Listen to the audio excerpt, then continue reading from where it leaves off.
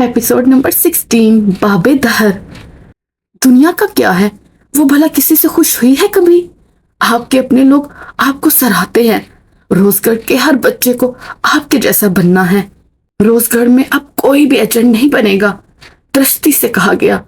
फिर वो अपनी जगह से उठकर जबल के ऐन सामने आकर खड़ा हुआ। स्क्रीन की रोशनी अब इनके दाहिने रुख पर पड़ रही थी। जबल इसकी आंखों में देख रहा था। वो आंखें अपनी थी, अक्स के जैसी, मुत्तफिका। मेरे बाप ने जो गलत किया था मुझे इसे फिक्स करना है और वो हो जाएगा। लेकिन रोजगढ़ कामयाबी की नई राहें देखेगी। हर बच्चा अच्छे स्कूल्स में पढ़ेगा, सब लोगों को इनके घर वापस मिलेंगे और सब ठीक हो जाएगा। किसी को मेरी तरह धोखेबाज नहीं बनना पड़ेगा, कोई अपने दोस्तों से दगा नहीं करेगा। इसने जबल का एक हाथ अपने हाथ में लिया। वो लम्स जबल के लिए अकीदत का आला मकाम था। रोजगढ़ में एक और ट्रोजन हाउस नहीं होगा। तुम इस अमर को यकीनी बनाओगे। मैं तक से वफादारी निभाऊंगा। एजेंट के लबों को धीमी मुस्कुराहट ने छुआ था। इसने अपनी कुर्सी वापस संभाल ली। इसकी उंगलियां कीबोर्ड पर एक बार फिर मुतहरिक थी। जबल चंद पल इससे कुछ हदायत लेता रहा, फिर जैसे स्क्रीन पर चलते नंबर से खौफजदा हुआ। आपको ये नंबर्स बोरिंग नहीं लगते? मेरा तो दिमाग चकरा जाता है। कभी अपने शैतानी दिमाग को देखा है? मेरा भी दिमाग चकरा जाता है। ऐसे आइडियाज कहाँ से लाते हो तुम? वो हल्के फुल्के अंदाज में कह रहा था। जबल मुस्कुराया, एक खुशशनास सी मुस्कुराहट। कैसे प्लान? सब तो आपने किया है। हो प्लीज। स्क्रीन के आगे बैठा वजूद हंस पड़ा। ये ढांच तुम रोजगढ़ के लोगों के लिए बचा के रखो। मैं और तुम अच्छी तरह जानते हैं ये प्लान किसका था। 22 साल की उम्र में तुम्हारे खराफाती दिमाग में ये प्लान आया था और अब 4 साल बाद हम इस पर अमल कर रहे हैं। हमने इस प्लान को 4 साल दिए, लेकिन इन 4 सालों में मुझे ये समझ नहीं आया कि तुमने अपने हिस्से के क्रेडिट्स मुझे क्यों दिए। स्क्रीन पर अब नंबर्स नहीं थे, अब कुछ फुटेजेस थी जिन्हें वो रिप्लेस कर रहा था। दूसरी स्क्रीन पर वो कुछ ईमेल्स लिख रहा था। एजेंट का दिमाग एक वक्त पे 4 काम करने का आदी था। मेरे पास सिर्फ एक ब्रांड था, आपने इसे निखारा। आपने अपने कॉन्टेक्ट्स इस्तेमाल किए।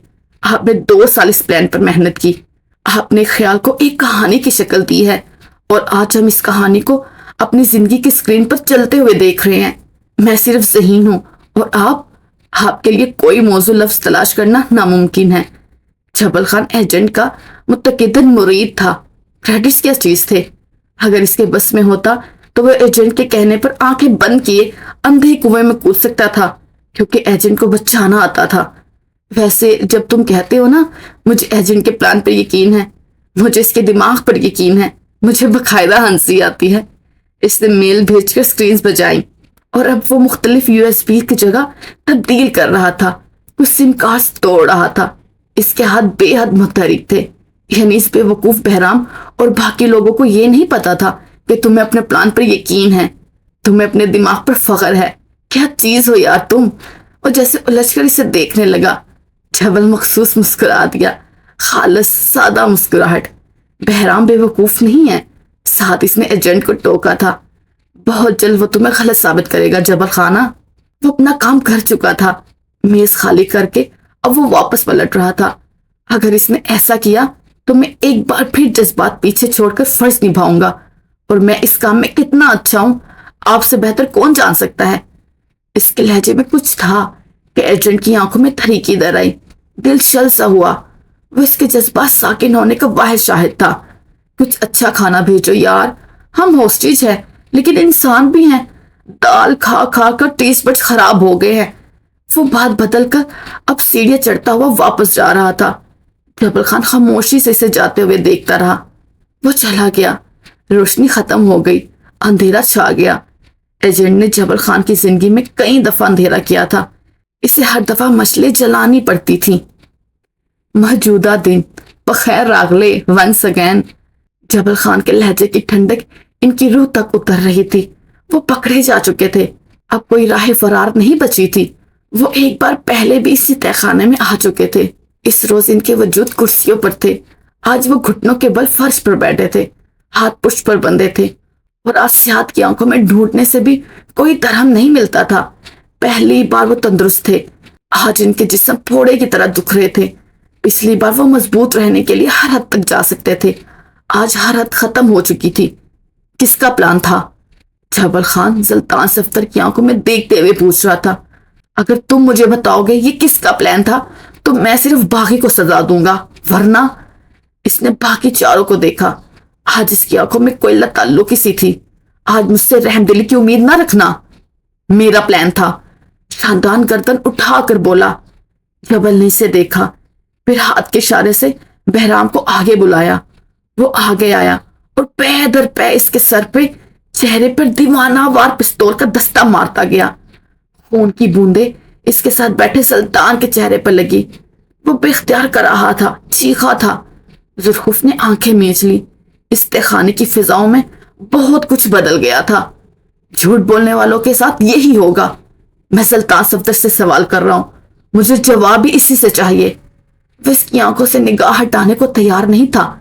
سلطان بھی اسے ہی دیکھ رہا تھا، بے خوفی سے، دلیری سے۔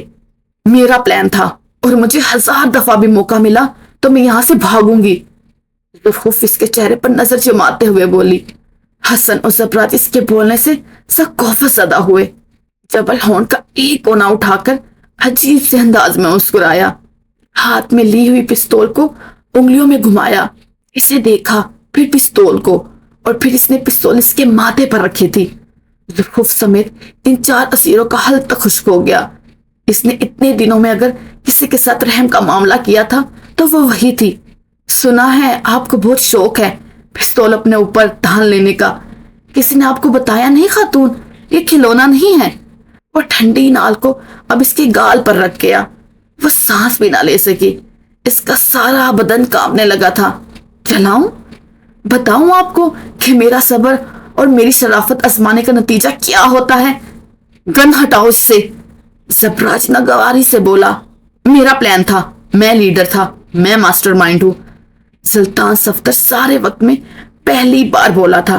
جبل نے اسے نہیں دیکھا، لیکن بہرام اور اس کے ساتھی اب اسے بے دردی سے اٹھا کر وہاں سے لے کر جا رہے تھے۔ ان میں سے ایک نے اسے اٹھا کر تہ خانے کے کونے میں پھینک دیا۔ ذوالخوف کو چھوڑ دو، اس نے کچھ نہیں کیا، وہ اپنی جگہ پڑے ہوئے بولا۔ جسم میں ٹھیسیں الگ اٹھ رہی تھی۔ تم آخر کیوں ہمیں سچ کر رہے ہو؟ کیا پورے ملک کے واحد ہیروز ہم ہیں؟ حسن بے بسی سے چلایا۔ بھا خدا، میں جس دن یہاں سے نکلا میں تم سب کو کورٹ میں گھسیٹوں گا۔ جب تم یہاں سے نکل جاؤ تب بات کرنا۔ جبل خان اپنی جگہ سے اٹھا، پستول اب ذوالخوف کی گردن پر رکھی، اسے اٹھ کر کھڑے ہونے کا اشارہ کیا۔ وہ نہیں اٹھی۔ تب جبل نے پستول کا دباؤ اس کی گردن پر بڑھایا، وہ اسے آگے چلنے کا اشارہ کیا۔ وہ اٹھی اور سانس روکے اس کے ساتھ چلنے لگی تھی۔ جان کا خوف ہر خوف سے بڑا ہوتا ہے۔ آج اسے یقین آ گیا تھا۔ وہ یوں ہی سے گن پوائنٹ پر اس تہ خانے سے لے کر گیا تھا۔ واپس تہ خانے میں آؤ تو زبراج کے سامنے کرسی پر بہرام بیٹھا تھا۔ شاندان، حسن اور سلطان دوسرے کونے میں تھے اور انہیں بے دردی سے مارا جا رہا تھا۔ آج ان کا انداز بے حد بدلا ہوا تھا۔ تم لوگوں نے باہر نکل کر کیا کیا؟ کہاں گئے؟ کتنی دیر کس جگہ رکے؟ مجھے ایک تفصیل چاہیے۔ اگر تم نے کچھ بھی چھپانے کی کوشش کی تو یہ تمہارا اپنا نقصان ہوگا۔ بہرام کی آنکھیں سرخ تھی، لہجہ سخت۔ اسے کسی قسم کی رعایت کی توقع اس وقت نہیں کی جا سکتی تھی۔ اگر تمہارے اندر اتنا ہی جی گردہ ہے تو خود معلوم کر لو۔ وہ گردن کڑھائے ہوئے تھا۔ بہرام کی آنکھیں آج مختلف تھی۔ میں دہرا رہا ہوں، مجھے اپنے یہاں سے نکلنے سے یہاں واپس آنے تک کی تفصیل بتاؤ۔ اب کے زبراج مسکرایا، اس کی گہری بھوری آنکھیں بھی مسکرائی۔ ادھر آؤ، بتاتا ہوں۔ اس نے بہرام کو جھکنے کا اشارہ کیا۔ بہرام نے ہلکی سی گردن اس کی طرف جھکائی۔ ارادہ تو میرا یہاں سے بھاگنے کا ہی تھا، مگر بیچ راستے میں مجھے تمہارا گھر مل گیا، ایک اچھا وقت گزار کر آیا ہوں میں۔ وہ کہتے کہتے عجیب انداز میں ہنسنے لگا۔ بہرام کے لیے یہ وار کاری ثابت ہونا تھا، مگر وہ پرسکون تھا۔ کچھ تھا جو اس میں بدل گیا تھا۔ یہ آخری بار ہے، تفصیل یا پھر گولی؟ تمہارے گھر کی عورتیں اتنی خوبصورت ہوں گی مجھے اندازہ نہیں تھا۔ وہ پھر سے ہنسنے لگا، مگر اگلے ہی لمحے بہرام نے پستول کی نال اس کے پیر پر رکھی۔ آنکھوں میں کچھ تھا، کوئی صفاقی سی، کوئی فیصلہ سا۔ اگلے ہی لمحے اس نے ٹریگر دبایا۔ گولی اس کے جوتے کو پھاڑ کر اس کے پیر کو چیرتے ہوئے گوشت کا ایک ایک حصہ اڑا کر باہر نکل آئی۔ ज़बरा शहनवाज को अपने दिमाग की तारें हिलती हुई महसूस हुई। वो पूरी कुव्वत से चिल्लाया, गुर्राया, गालियां निकाली। इससे अपना पैर जिस्म से अलग होता हुआ महसूस हुआ था। तकलीफ सी तकलीफ थी, खून की जैसे नाली सी बनती जा रही थी और वो दर्द से तड़प रहा था। हाकी और बल्ले से मार खाते इसके बाकी साथियों को इदराक हुआ था। मामला इतना सीधा नहीं था जितना इन्हें लग रहा था। साजिश का धुआं हर ओर भर रहा था और असीरन को अपना दम घुटता महसूस हुआ। फर्श पर पड़े मुंह से खून थूकते हसन सुल्तान के लिए हर रास्ता बंद हो रहा था। शंदान का जोर जोर तकलीफ से कराह रहा था। सुल्तान सफ्तर की आंखें बस इस ओर थी जहां से वो गई थी। ज़बराज को यूं ही चीखते चिल्लाते छोड़कर वो बाकी तीनों की तरफ बढ़ रहा था। आंखें हर तासर से खाली थी।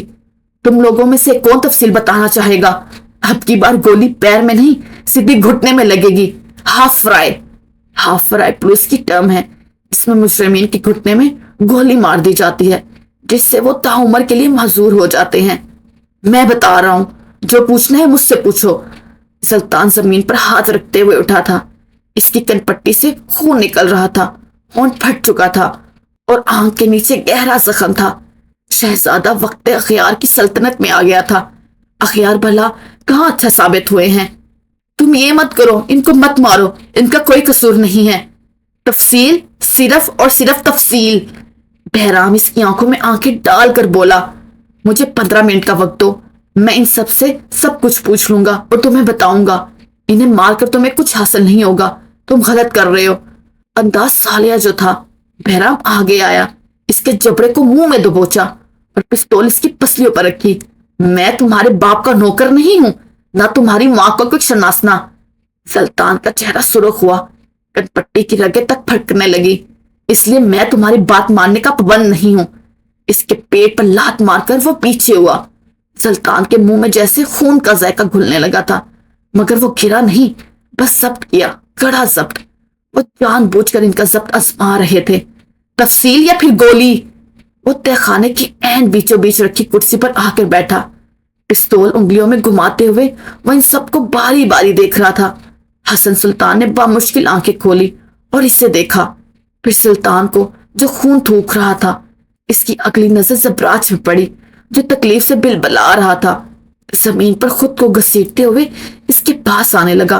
मुजाहमत खत्म हो चुकी थी, साजिश शुरू। इसे कुछ करना था। मैंने एक मैसेज छोड़ा था अपने बहनोई के नाम। बहराम का दिमाग भग से उड़ा। मैं जानता हूं इस वक्त सिग्नल जाम थे, लेकिन जैसे ही मोबाइल को सिग्नल मिलेंगे मेरा मैसेज इसे मिल जाएगा। जो वो तुम्हारे साथ करेगा तुम इसे याद रखोगे। वो जख्मी चेहरे वाला ब्लिस्टर बंधे हुए हाथ लिए इसके सामने घुटनों के बल आकर बैठा। आंखों में थकान थी, चेहरे पर ललकार, दिल में मखसूस खलूस अंदाज में गालबन साजिश। वो मुझे यहां से लेने आएगा। अब जाओ, जो करना है करो। किसका मोबाइल था? कहाँ मिला तुम्हें वो मोबाइल? बहराम ने इसके मुंह पर मुक्का दे मारा और इसके बालों को अपने हाथों में मुट्ठी में झगड़ा। हसन बेखौफी से इसे देखता रहा। नहीं बताऊंगा, जो करना है करो, जिसे मारना है मारो। मुझे मारना चाहते हो? मारो। 16 साल की उम्र से ये सब देख रहा हूं मैं। वो घुटनों के बल आगे हुआ। लानत भेजता हूं तुम्हारे दिलाए खौफ पे, लानत भेजता हूं तुम पे, तुम्हारे रोजगार पर। कोई मदद नहीं करूंगा तुम्हारी। मैं थूकता हूं तुम्हारे रोजगार पे। आखिरी लफ्ज इसके आखिरी लफ्ज पे बहराम खां के खून में तैश की लहर दौड़ी। वो अपनी जगह से उठा और पिस्तौल की बकाया गोलियां हसन सुल्तान के बाजू में उतार दी। 3 गोलियां और बाजू वहीं। इसे लगा था ये जहन्नम है, ये जहन्नम ही थी और इसकी सजा बगैर किसी गुनाह के शुरू हुई थी। लम्हों का खेल था और हसन सुल्तान के जिस्म में जैसे जलती मेखें घुसा दी गई थी। वो तकलीफ से बिलक रहा था।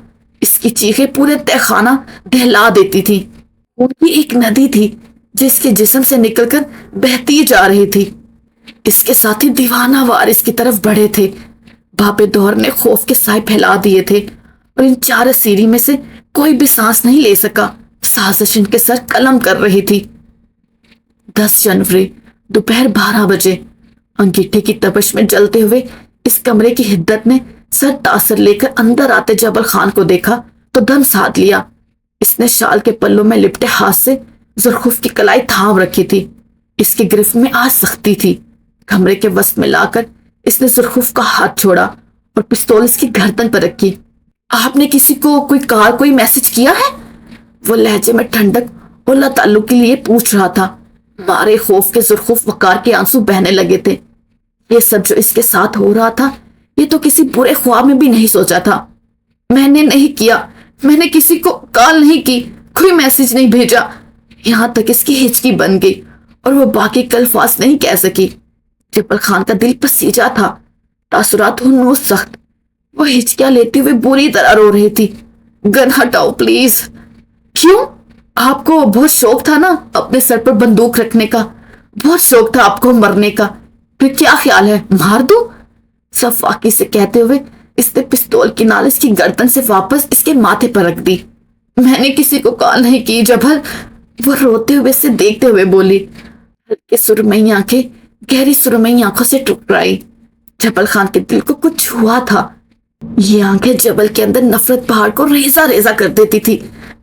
مجھے یہاں سے جانے دو، ہمیں جانے دو پلیز۔ تم جس سے محبت کرتے ہو، جو تمہیں سب سے زیادہ عزیز ہے، تمہیں اس کی قسم ہے۔ آپ کے یہ ڈرامے سلطان صفدر پر اثر انداز ہو سکتے ہیں، جبل خان پر نہیں۔ اس نے بازو سے کھینچ کر اسے دیوار کے ساتھ لگایا اور پستول لوڈ کی۔ زرخوف کے رہے سے اوسان بھی خطا ہونے لگے۔ وہ مزید بلند آواز میں رونے لگی تھی۔ آنسو بھل بھل کر اس کا چہرہ بھگو رہے تھے۔ میں آپ کے ساتھ بے حد نرمی سے پیش آیا، میں نے آپ پر ہاتھ نہیں اٹھایا، کسی کو اٹھانے بھی نہیں دیا، اور آپ نے یہاں سے بھاگنے کی کوشش کی۔ جب آپ نے میری ایفرٹس کی پرواہ نہیں کی تو اب وقت ہے کہ میں آپ کو اپنا اصل چہرہ دکھاؤں۔ اس نے پستول اس کی پسلیوں کے درمیان رکھی۔ آنکھوں میں اجنبی پن تھا۔ زرخوف خوف سے آنکھیں پھیلائی سے دیکھتی رہی۔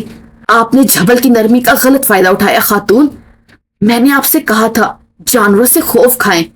وہ کچھ کہنے لگی مگر جبل اس کی بات کاٹ چکا تھا۔ اب آپ نہیں بولیں گی، آپ اب مجھے فالو کریں گی، جو میں کہوں گا آپ کو وہ کرنا پڑے گا، اس لیے اس نے پستول کا زور بڑھایا۔ سرمئی آنکھوں والی لڑکی کی جان ہوا ہونے لگی۔ اس نے جبل کے بازو پر ہاتھ رکھ کر اسے دور ہٹانا چاہا۔ اب آپ یہاں سے جائیں گی اور اپنے دوستوں سے کہیں گی کہ روزگار کے لوگوں کے لیے اپنا بیان دے رہی ہیں۔ میں نہیں کہوں گی، میں نہیں کہوں گی، میں کچھ نہیں کہوں گی۔ وہ آنکھیں میچے لرزتے ہوئے بولی، پھر مجھے بلوانا بھی آتا ہے۔ دروازے سے اندر داخل ہوتا بہرام خان بولا تھا۔ اس کے سینے اور ہاتھوں پہ خون کے دھبے لگے تھے، آنکھیں صفاق سی۔ وہ دونوں اسے دیکھ کر ٹھٹکے تھے۔ بہت ایڈوانٹیج لے لیا آپ نے بھی۔ وہ آگے آیا۔ جبل خان خود بخود 2 قدم پیچھے ہوا۔ صرف ایک دفعہ پوچھوں گا، اپنے دوستوں سے کہیں گی کہ آپ ہماری حمایت کر رہی ہیں؟ بہرام میری بات سنو، میں نے دیکھ لوں گا۔ جبل نے اس کے بازو تھام کر اسے ایک طرف کرنا چاہا مگر وہ اس کا ہاتھ جھٹک چکا تھا۔ وہ اپنے بھائی کا نہیں، اپنے لیڈر کا ہاتھ جھٹک رہا تھا۔ اس کے انداز میں بہت کچھ بدل چکا تھا۔ ہاں یا نہ؟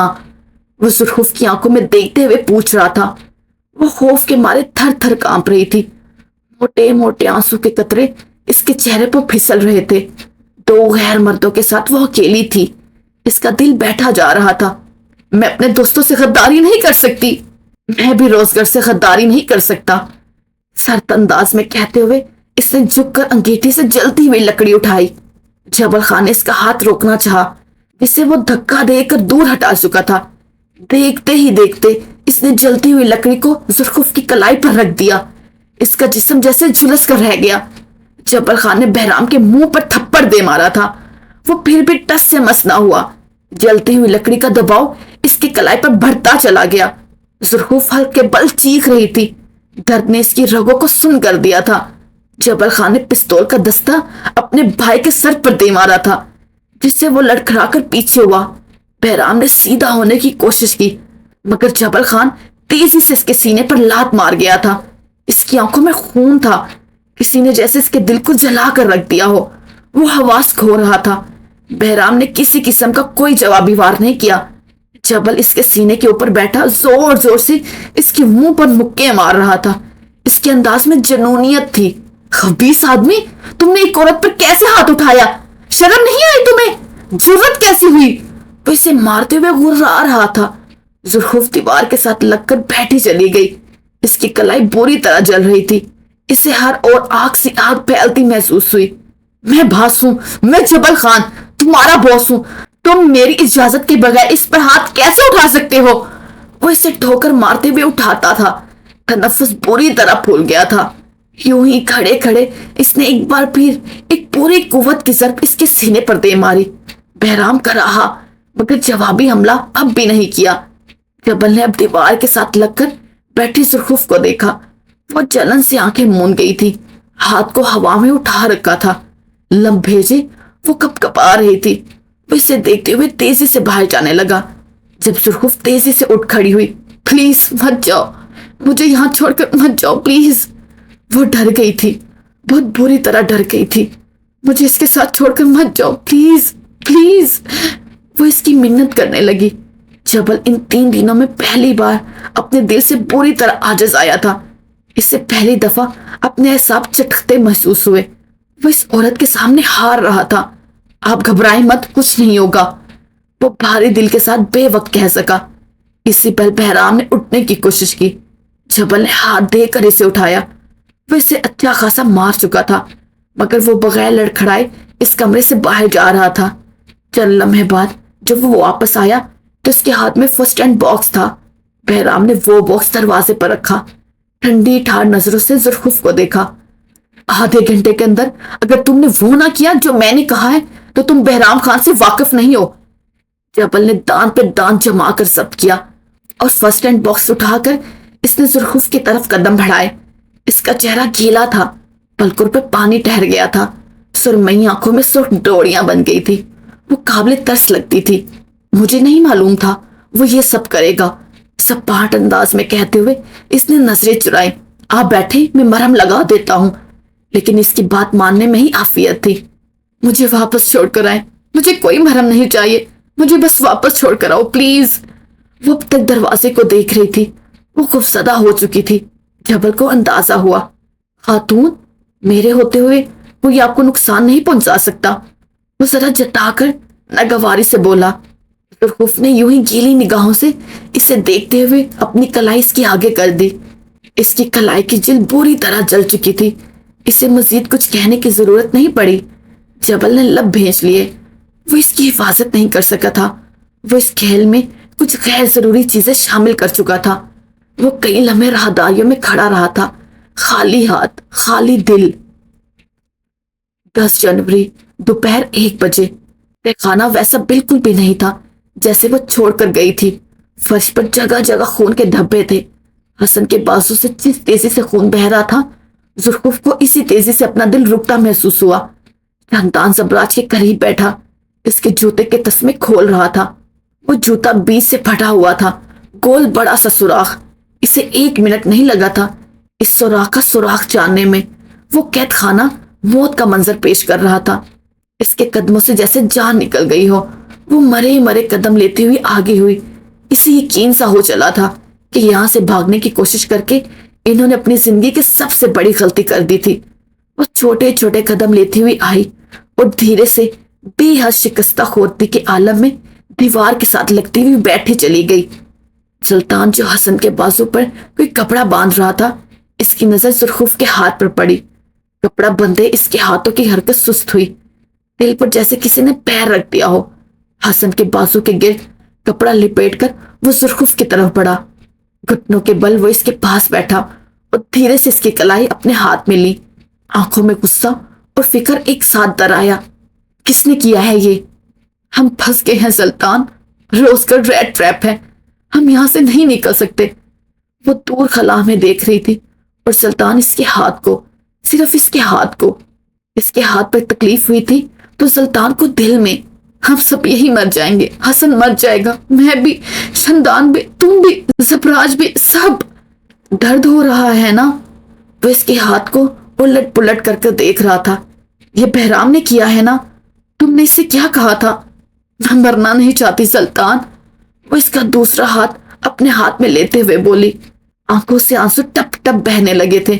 میں یہاں اس طرح ایسے نہیں مرنا چاہتی، مجھے یہاں سے باہر نکلنا ہے، میں تمہیں یہاں سے نکال لوں گا، تم دنیا میں کہیں بھی کسی بھی غلط جگہ پھنس جاؤ، سلطان صفدر تمہیں ہر طریق جگہ سے نکال لے گا۔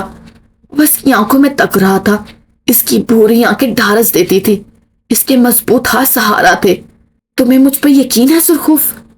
مجھے ریزسٹنس پر یقین ہے، اور مجھے کانسپیرنسی پر، اور اس سے زیادہ خطرناک کبھی کچھ ہوا ہی نہیں۔ ہم یہاں سے بھاگ جائیں گے، وہ زور دے کر بولا۔ تم نے پہلے بھی یہی کہا تھا، اور دیکھو کیا ہوا۔ وہ چیخ نہیں رہی تھی، وہ بس تھک گئی تھی۔ انہوں نے حسن کا کیا حال کیا ہے؟ زبراج اور شندان کو دیکھو، تم مجھے دیکھو، خود کو دیکھو، اور پھر کہو کہ تم میں اتنے گٹس ہیں کہ تم دوبارہ یہ کہہ سکو تم نے پہلے بھی یہی کہا تھا، تم نے۔ بولتے بولتے وہ رک گئی۔ اس کے دماغ میں ایک الارم سا بجا تھا۔ وہ چونک کر سلطان کو دیکھنے لگی۔ وہ اسے ہی تک رہا تھا، اس کی نظریں وہیں تھی۔ زرخوف کو کئی صدیاں لگ گئی ان نظروں کو سمجھتے ہوئے۔ تم نے کہا تھا ہم یہاں سے بھاگیں گے۔ وہ خواب کس سے کیفیت میں تھی؟ سلطان اس کے قریب سے اٹھا اور ذرا سے فاصلے پر رکھ کے فرسٹ اینڈ باکس لے آیا اور ایک مرہم نکالا۔ نہیں زرخوف، میں نے ایسا کچھ نہیں کہا تھا۔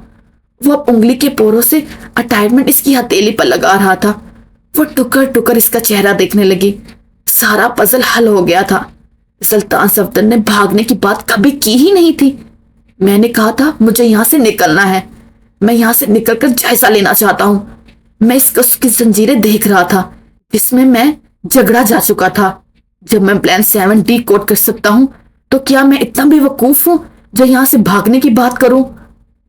وہ دھیرے دھیرے بول رہا تھا، لہجے میں کسی قسم کی کوئی بڑائی نہیں تھی، زرخوف جیسے کسی خواب سے جاگی تھی۔ دوئم، میں یہاں سے نکل کر اندازہ لگانا چاہتا تھا کہ ہمارے درمیان غدار کون ہے۔ میں اپنا کام کر رہا تھا زرخوف۔ آخر میں وہ بڑے ہی آرام سے بولا، تم کون ہو زلطان؟ تم نے ہمیں مینیپولیٹ کیا؟ ناٹ ایٹ آل، میں نے بس سیاست کی، مجھے وہی آتی ہے۔ اس نے جیسے پتے کی بات بتائی ہو۔ وہ اگلے کئی لمحے اس کے سامنے شاکی اور شستر سی بیٹھی رہی۔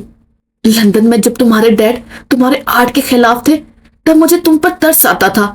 مجھے لگتا تھا تم ایک آرٹسٹ ہو اور وہ تمہیں سیاست میں دھکیلنا چاہتے ہیں۔ تم غلط تھی، میں غلط تھی۔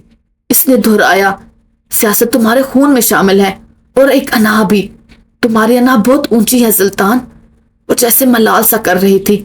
تم ہمیشہ سے ایک سیاستدان تھے، تم کالم نہیں تھے، تم سیاستدان تھے۔ تم سالیہ جو نہیں تھے، تم سیاستدان تھے۔ تم درگزر نہیں کرتے تھے، تم تیاری کرتے تھے۔ 10 سالوں میں تمہیں کیسے نہیں پہچان سکی؟ جاری۔ رک جائے آپ نے اس ویڈیو کو لائک کیا؟ نہیں کیا نا تو پلیز لائک کر دے، اور چینل کو سبسکرائب کیا؟ وہ بھی نہیں کیا ہوگا یقیناً، تو وہ بھی کر دے پلیز۔ اور اینڈ پہ کمنٹ کیا آپ نے؟ نظر آ رہا ہے آپ نے کمنٹ نہیں کیا، تو وہ بھی کریں تاکہ پتہ چلے یہ ویڈیو کہاں سے دیکھی جا رہی ہے۔ ٹیک کیئر، اوکے، اللہ حافظ، take care, tata, bye bye.